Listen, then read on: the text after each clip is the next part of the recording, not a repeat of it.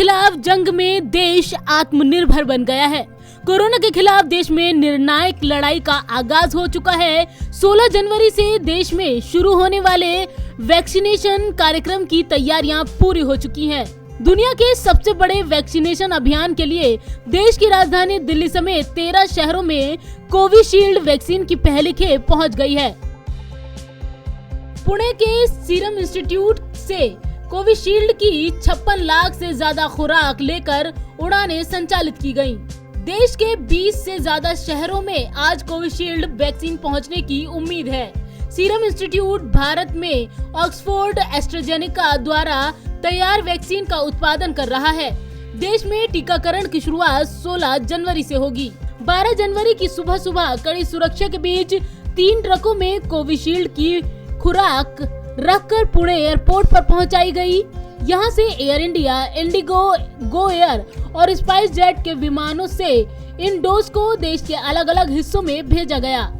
पहली खेप दिल्ली में 2,64,000 डोज भेजी गयी, तो वहीं आंध्र प्रदेश में 4,96,000 डोज, कर्नाटक को 6,47,000 डोज, तो तेलंगाना को 3,64,000 डोज भेजी गई। गुजरात को 2,76,000 डोज, तमिलनाडु को 5,36,000 डोज, केरल को 4,33,000 खुराक भेजी गई हैं। सरकार को ये वैक्सीन प्रति डोज 200 रुपए में मिलेगी, तो वहीं प्राइवेट मार्केट में 1,000 रुपए में उपलब्ध होगी। दवा नियामक DCGI ने हाल ही में 2 टीकों के इमरजेंसी इस्तेमाल की मंजूरी दी है। इनमें सीरम इंस्टीट्यूट की कोविशील्ड और भारत बायोटेक की कोवैक्सीन को शामिल किया गया है। कोवैक्सीन पूरी तरह से स्वदेशी वैक्सीन है। टीकों की आपूर्ति शुरू होने के बाद सीरम इंस्टीट्यूट के CEO अदार पूनावाला ने इसे ऐतिहासिक क्षण बताया। उन्होंने कहा है कि साल 2021 में हमारी अहम चुनौती है देश के सभी लोगों के लिए टीका उपलब्ध कराना।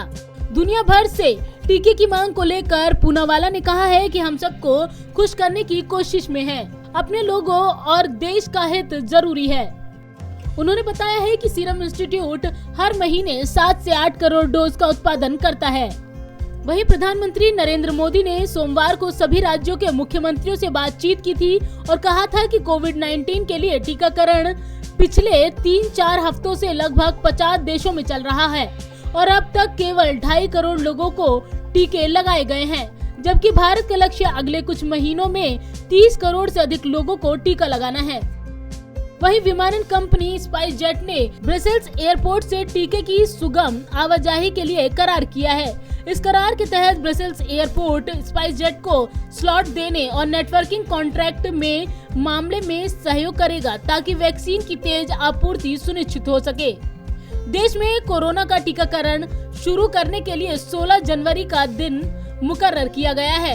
यही वो ऐतिहासिक दिन होगा जब कोरोना के खिलाफ दुनिया का सबसे बड़ा वैक्सीनेशन अभियान शुरू होगा। यही वजह है कि दुनिया भर की निगाहें भारत के इस वैक्सीनेशन प्रोग्राम पर तो है ही, साथ he made in India Covaxin और कोविशील्ड की डिमांड भी दुनिया के कई देशों ने की है। पंजाब केसरी ग्रुप के लिए संगीता सिंह की रिपोर्ट, दिल्ली।